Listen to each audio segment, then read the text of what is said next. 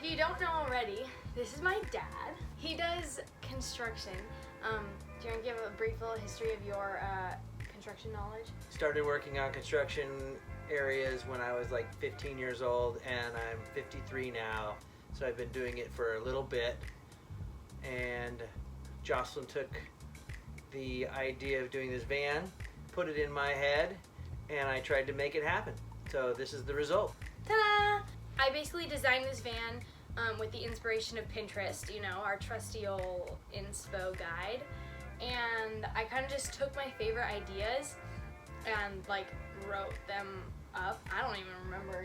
He doesn't have any experience working in vans. He just has experience as like a jack of all trades in like the sort of construction. We kind of just pulled it off. Yeah. So we wung it. Yeah, and I know people do this like with zero experience. So like you can, this is Tom, he's our van cat. But you can totally do this with like no experience. You just have to ask the right people. And don't be afraid to make mistakes, because you will make plenty of them. But like there's just little things that you learn along the way, like as you're using it, and I'm sure when I'm living in it next year, I'm gonna find more things that I'm like, oh, you know what, it would have been really cool if we would have done this. But it's like, you know, what are you gonna do? We did it, and now we know if we do another one, what we wanna do, right? Hell yeah. We're gonna show you inside.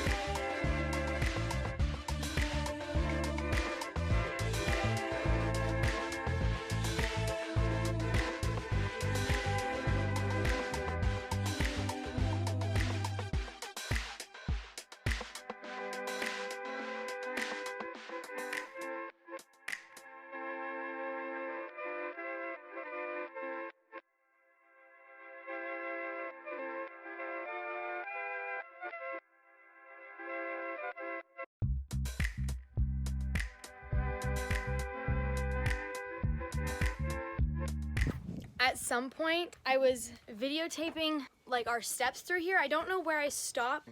So we're gonna try to cover All the generally everything we did, but if you have any questions, let us know, because he can probably answer them way better than I can, and I can just relay the information. So, you know, if you're interested in building a van, let us know. So this is the back of the van. I think I showed when we did our burlap doors, which we think was a great choice. I think we might put the material on differently next time. But yeah, we did a spray adhesive, and it's not the best. Like, it comes off a little bit, but like, I don't know, it was trial and error type of thing. And we've got some like strange sort of leakage happening. That happens when you use a power washer to clean your van. So we decided to go for storage under the bed, and I think that was a really good decision, because we at least have this much in it like all the time. Yeah, these are the basics in here, and we constructed the bed frame out of 2x4s and screwed it together. Then we put some little brackets on the floor to hold it in place so that it's nice and sturdy. And the floor was on a piece of plywood, so that structurally it holds things that you screw to it together a lot better. Yeah, so we just have some storage back here, general camping stuff. We made these Here, I'll show you. window covers, They're out insulated. of the like insulation stuff, and they just Velcro on there for privacy and also for warmth. So this is the back of the van. This is our dirty backup camera. But we had that installed professionally because we didn't want to mess it up. That's right. We also had the plug on the side of the van, which allows us to plug it into the house power. So this continually charges the battery when the van is parked, along with the solar panels. When you're building out a van, especially for the first time, the really technical things, you just don't want to risk it. So we just spent a little extra money to have them done the right way, because it would suck if we had to do it multiple times. 100%. So the bed is on top of stud frame. It's got plywood on top of it. You can see it right here. We'll just lift it up a little bit. Very simple to make a bed frame, but you know, you want to make it sturdy enough. This is how tall our bed is. That way when you sit up, you don't hit your head, because we thought that was very important to not have that problem on a daily basis. And I'm like 5'3". I can fit easily this way. He can fit easily, not easily, he can fit this way. I fit wall to wall. And then we made an extension in case you want to sleep this direction with 3 people. We have like a little platform that connects these 2 spots. And then we have a cushion that goes all the way across, kind of like this guy. And then it's long enough to sleep 3 from back to front. Oh, and we have these fairy lights too. That makes it really cozy up here. So that's cool. And then we have what we call, it's the hamper / emergency toilet area. And this also serves as our bedside table. There's charging ports here, and then our heads go on this side. So you have this, and we've got this little pull-out mirror that isn't awesome. It does the trick. So then down here, we usually have this cushion on here. We just took it off so we can show you. So this area here is the batteries that solar panels charge, or the cord that we showed you outside charges. So this is a 200 amp hour battery and a 100 amp hour battery with a fuse in them, so it protects your batteries from any irregularities in power, and you can get to them to service them if you need to. We drilled these fun little holes in here for ventilation, and if you're creative, you can see that it's the Big Dipper and the Little Dipper like intertwined. I just thought if we're gonna poke holes in there, might as well make it purposeful. So then I guess we can show you this. This is our like storage cabinet thing. We're not sure if we're gonna put a door on here yet. We might eventually. Right now it serves us fine just like this. We made a lot of templates out of cardboard and paper in order to make the pieces fit properly. And this isn't, I mean, like, it's darling, but it's not super great for what I envision in the van. But that's no big deal. Right now it's good because it holds our important things. We put our keys on here when we're sleeping, so if you need to get up and go, yes, you can just grab your keys and know where they're at. So the kitchen was, Jocelyn wanted to have like rustic looking cabinets. This is pallet wood. And so we made a very simple cabinet, very lightweight, but it still holds things. You can tell, you know, you kind of have to make things go together the way it is. Stained them a color of gray that goes with everything, and put some hinges on them and a little stop on it. And guess what? It holds up really nice. If you don't drive too crazy. Have multiple cabinets. And we chose the fold down because you get you full access to them, you know. If this cabinet opened, we could swing it this way, it would be fine. But this one, you know, just gets you right in there. You don't have any, any obstructions. We chose hinges that would fold down almost all the way because they stopped like this, then it'd be so difficult to get in there. So you got to be careful about the hardware you buy. Like, really be intentional about. Yeah. You can still buy all of this was bought at Home Depot, so it was not expensive. So we've added on throughout our trips just little interior things like this to hold on to things. It's just from IKEA. And then we have that guy over there to hold the knives. Honestly, we don't use it because I think we're a little bit afraid to keep the knives on there when we drive. But it's nice if you're like parked somewhere for a while and just cooking. Yep. And then over here we've got our 2 switches for, one is our water pump and the other is the water heater. And then our sink is not as well thought out as we'd like to have it. Yeah. So it's a gravity sink. I had to drill a hole. It's a galvanized bucket.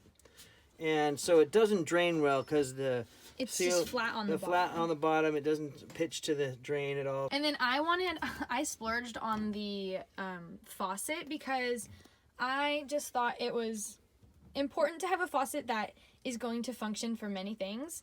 So with this guy, you can pull it out. If you want to wash your hair in the sink, you can totally do that because you have this free faucet guy here. You know what I'm saying? And that way it's like tall too, and you can move it around, get it out of the way. Pump's a 12-volt pump, and the way it works is you turn the faucet on, and then you hit the switch, and water comes out. And so if you look at under the sink, which is right here, we have the 12-volt pump right over here, and it cycles into everything, which is for that switch. This is wastewater, so it comes straight out of the sink. We have a 5-gallon bottle in the back right there that feeds out of. So basically, your gray water's full when your good water's empty. We've got like extra propane. This is our little griddle for our, what's it called, stove. Yep. And then we also closed these with these little roller, whatever these are called. Roller catches. Then we've just got these 3 drawers. They're just wood on wood. They're friction drawers, so they don't slide easy when you're driving. Yeah, so we don't need to have latches on them because they don't just slide easily anyway. Forgot about the countertop. So I think next time we would do things a little differently because the resin, I don't know, it just didn't really agree with the conditions of the van, I guess. But we took our extra burlap and stapled it down and then built these little dams and poured our resin in here, which it's really neat, but it's pretty heavy. And it was horrible to do. We've got like drip marks and whatever. It was a mess. Yeah, it was a great idea and it's very durable, but it was very difficult and it cost a lot of money. So underneath this little part right here, which was it looks amazing now, but this is where the stove's at. It's a propane stove. Yeah, it's just like a little outdoor camping stove. So you can actually take the stove out and put it on a table outside. We put little holes in the deck so that this sits right there so it doesn't move around. And then when you're done, close it down. And now you have all that counter space. And now you have the extra counter space. And then right here we have our light switches. Those are little 12-volt LED lights. They're probably about $4 or $5 a piece. They burn real efficiently. And these are the ones up top are like bluish tinted, and these are the yellowy tinted. Tactical error. We ordered them 2 different times. So let's talk about the ceiling for a second. The ceiling is like 1/4-inch plywood that we stained and screwed to the ribs of the van, and then we cut these extra cool side pieces to cover up the weird section between where the van wall married with the ceiling. And then we have our fantastic fan, which is very common in vans. We like it. It's fine. I mean, like, it's not super it's not fantastic, honestly. So Talk about solar some more. All right, probably the most challenging thing that I had to do here because I don't know anything about solar. I did a lot of Google about it. This is from Renogy is the name of the company we bought a lot of our pieces from. We bought flexible solar panels. They're adhered to the top of the van with Velcro. Sounds crazy, but heavy-duty Velcro and some screws, and then we sealed around them with silicone in order to keep them from being a wind sail. But this is the control panel for the solar panels. So this tells you all that your solar is doing to the batteries. Real solar power. All right, so this is our power cabinet, which is kind of it's pretty neat, but it's pretty tiny. I think in the future build, I would leave this as cabinet space and maybe put this unit in the back of the van because it gives you more room to work on it. But it is a 3,000 watt, 12 volt inverter converter, which means it does everything inverter, a single inverter and another converter is because you're inverting 12 volt energy from the solar panels and you're converting it to 120 volt energy for some of the appliances. So if you look in here, this is where the shore power hooks up. So that's that plug that's on the outside. This is another panel that kind of gives you the idea of what your inverter is doing. This is what the inverter is doing, not what the solar panels are doing. In here, that little panel there with those little Sharpie marks on it. That's the 12-volt fuse block, similar to a car. And then this is a 120 fuse box coming off the inverter from the green, black, and white wire there. It goes into there and gives 120 power to the refrigerator and to the plug. Be very careful where you purchase equipment. Close that up. We've got just more like storage stuff up here. I think it's really convenient to have lots of drawers because you got to keep things, like you can't just keep things on the counter because then when you drive everything's gonna fly everywhere. So then we have their little refrigerator. It's just a regular 120 volt refrigerator, not super efficient. I'm thinking of getting a 12 volt refrigerator because the power draw is a lot different. And if you're just completely operating on batteries and don't have the ability to plug into the shore power, it can drain your battery pretty fast. A lot of people have I think it's Dometic. Dometic have really like good reviews and everything. They're just very expensive, so we don't have one yet. But sometimes we hook up drinking water to this. And other times we just carry around this extra jug of drinking water, and we just have this like cheap little pump that I think we got it from Walmart. Yeah. You just pump it and you'd fill up your water bottle. So up here is just like storage. So we store our bed extension that goes right there. We're not using it, it lives up here. My dad and I made these, mostly my dad, but we made these curtain rods that they're pretty light because, as we told you already, the ceiling is not super sturdy. Like you couldn't hold on to this. Like you would just like come right out of there. But we just took a tapestry and got these clippy guys. You can close off the front, and you can also close off the side if you want a little bit of privacy, but you just want the door to be open still. And then we just put this on the back of the chair because it's convenient to hold other random things. So this is the front of the van. This is a 2018 Ram Promaster, and it's got a really nice front area. We have this backing up against the driver's seat. So there's very few adjustments to this seat that you can make if you're driving, but we tried to give it the most space it could have. We added that seat. We added this middle seat so that we can, oh, it's dirty, travel as 3. Oh, this is a legal seat. We would have loved to have our front seats swivel so you can have them facing the interior.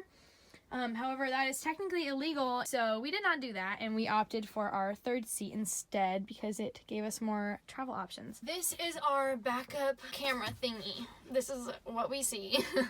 And this thing is super easy to drive. It's really nice. We don't have a good sound system. This radio does not have an aux cord. It doesn't have a CD player. It just has the radio. And honestly, at some point we'll probably fix that, but right now we just throw a little speaker in that little cubby thing and just play some Spotify. That's right. I would suggest highly that you could either rent our van on Outdoorsy or RV Share. Or RV Share. It's very, very cool. Or just build your own. And if you have any questions, Jocelyn will link up stuff.